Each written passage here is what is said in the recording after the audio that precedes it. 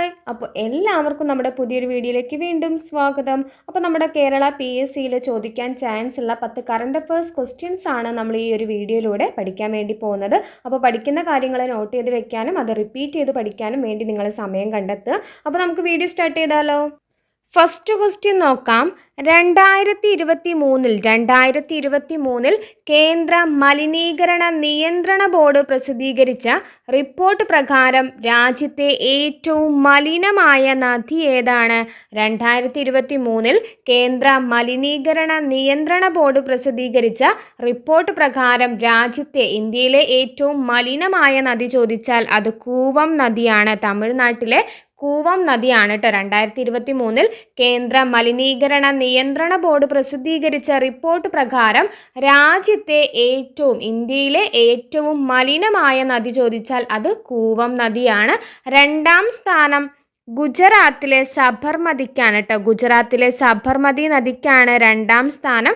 മൂന്നാം സ്ഥാനം ചോദിച്ചാൽ ഉത്തർപ്രദേശിലെ ബഹേലയ്ക്കാണ്. ഉത്തർപ്രദേശിലെ ബഹേല നദിക്കാണ്. അപ്പോൾ 2023 കേന്ദ്ര മലിനീകരണ നിയന്ത്രണ ബോർഡ് പ്രസിദ്ധീകരിച്ച റിപ്പോർട്ട് പ്രകാരം ഇന്ത്യയിലെ ഏറ്റവും മലിനമായ നദിയാണ് തമിഴ്നാട്ടിലെ കൂവം നദി.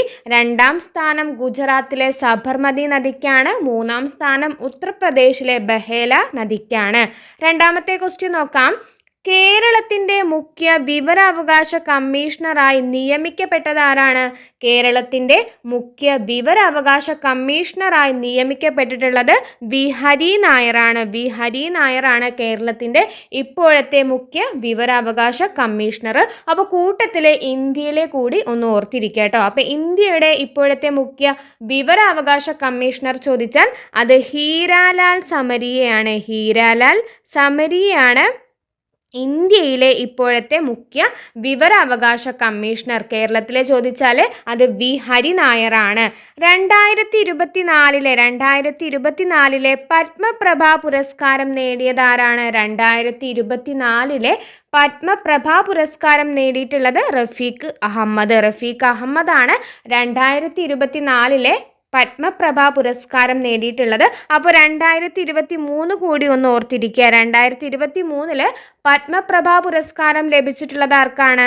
സുഭാഷ് ചന്ദ്രനാണ്. സുഭാഷ് ചന്ദ്രനാണ് 2023 പത്മപ്രഭ പുരസ്കാരം ലഭിച്ചിട്ടുള്ളത്. 2023 സുഭാഷ് ചന്ദ്രനാണ്. 2024 പത്മപ്രഭ പുരസ്കാരം നേടിയിട്ടുള്ളത് റഫീഖ് അഹമ്മദാണ്. നെക്സ്റ്റ്, ദേശീയ ബഹിരാകാശ ദിനമായി ആചരിക്കാൻ തീരുമാനിച്ച തീയതി. ഇന്ത്യ ദേശീയ ബഹിരാകാശ ദിനമായി ആചരിക്കാൻ തീരുമാനിച്ച തീയതി ചോദിച്ചാൽ അത് ഓഗസ്റ്റ് 23 ഓഗസ്റ്റ് 23 ഇന്ത്യ ദേശീയ ബഹിരാകാശ ദിനമായി ആചരിക്കാൻ തീരുമാനിച്ചിട്ടുള്ളത് കേട്ടോ. ഇന്ത്യ ദേശീയ ബഹിരാകാശ ദിനമായി ആചരിക്കാൻ തീരുമാനിച്ച തീയതി ചോദിച്ചാൽ ഓഗസ്റ്റ് 23 രാമായണം പ്രമേയമാക്കി ഈയിടെ പോസ്റ്റൽ സ്റ്റാമ്പ് പുറത്തിറക്കിയ രാജ്യമേതാണ്? രാമായണം പ്രമേയമാക്കി ഈയിടെ പോസ്റ്റൽ സ്റ്റാമ്പ് പുറത്തിറക്കിയ രാജ്യമാണ് ഇന്തോനേഷ്യ. ഇന്തോനേഷ്യയാണ് രാമായണം പ്രമേയമാക്കി ഈയിടെ പോസ്റ്റൽ സ്റ്റാമ്പ് പുറത്തിറക്കിയിട്ടുള്ളത്. നിലവിൽ കേരളത്തിൻ്റെ എക്സൈസ് വകുപ്പ് മന്ത്രി ആരാണ്? നിലവിൽ കേരളത്തിൻ്റെ എക്സൈസ് വകുപ്പ് മന്ത്രി ചോദിച്ചാൽ MB രാജേഷ്. നിലവിൽ കേരളത്തിൻ്റെ എക്സൈസ് വകുപ്പ് മന്ത്രി ആരാണ്? MB രാജേഷ്. വിദ്യാഭ്യാസ സ്ഥാപനത്തിനു ചുറ്റുമുള്ള പ്രദേശങ്ങൾ പുകയില വിമുക്തമാക്കുക എന്ന ലക്ഷ്യത്തോടെ ആരംഭിച്ച ക്യാമ്പയിൻ ഏതാണ്? വിദ്യാഭ്യാസ സ്ഥാപനത്തിനു ചുറ്റുമുള്ള പ്രദേശങ്ങൾ പുകയില വിമുക്തമാക്കുക എന്ന ലക്ഷ്യത്തോടെ ആരംഭിച്ച ക്യാമ്പയിനാണ് യെല്ലോ ലൈൻ. യെല്ലോ ലൈനാണ് വിദ്യാഭ്യാസ സ്ഥാപനത്തിനു ചുറ്റുമുള്ള പ്രദേശങ്ങൾ പുകയില വിമുക്തമാക്കുക എന്ന ലക്ഷ്യത്തോടെ ആരംഭിച്ച ക്യാമ്പയിൻ.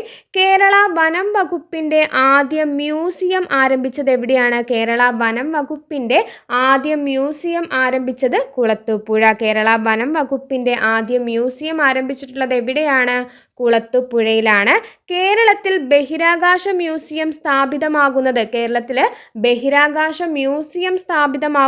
തിരുവനന്തപുരം ജില്ലയിലാണ്. കേരളത്തിൽ ബഹിരാകാശ മ്യൂസിയം സ്ഥാപിതമാകുന്നത് എവിടെയാണ്?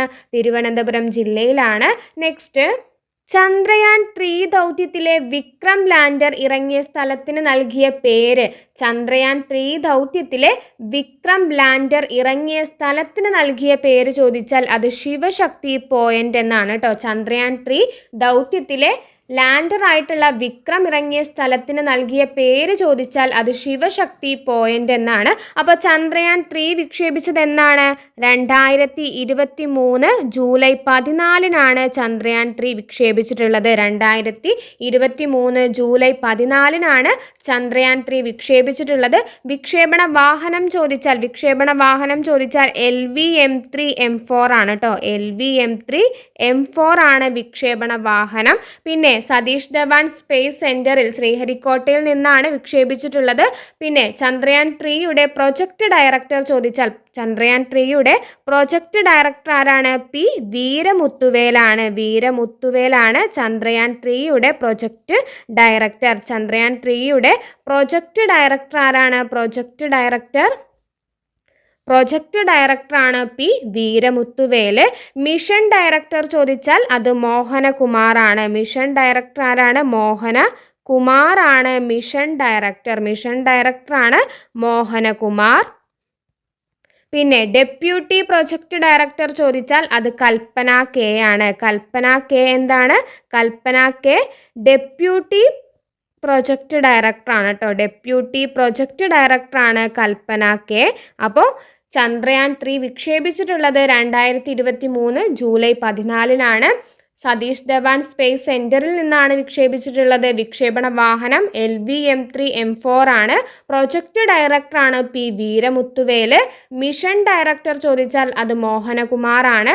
ഡെപ്യൂട്ടി പ്രൊജക്ട് ഡയറക്ടർ ചോദിച്ചാൽ അത് കൽപ്പന കെ ആണ്. അപ്പോൾ ഇതെല്ലാം ഇമ്പോർട്ടൻ്റ് ആണ്, ഓർത്തിരിക്കുക. അപ്പോൾ ഇന്ന് നമ്മൾ പഠിച്ചിട്ടുള്ളത് പ്രധാനപ്പെട്ട 10 കറണ്ട് അഫയേഴ്സ് ക്വസ്റ്റ്യൻസ് ആണ്. വീഡിയോ ഇഷ്ടപ്പെട്ടാൽ ലൈക്ക് ചെയ്യുക, കമൻറ്റ് ചെയ്യുക, ചാനൽ സബ്സ്ക്രൈബ് ചെയ്യുന്ന കാര്യം കൂടി ഒന്ന് പരിഗണിക്കുക. താങ്ക്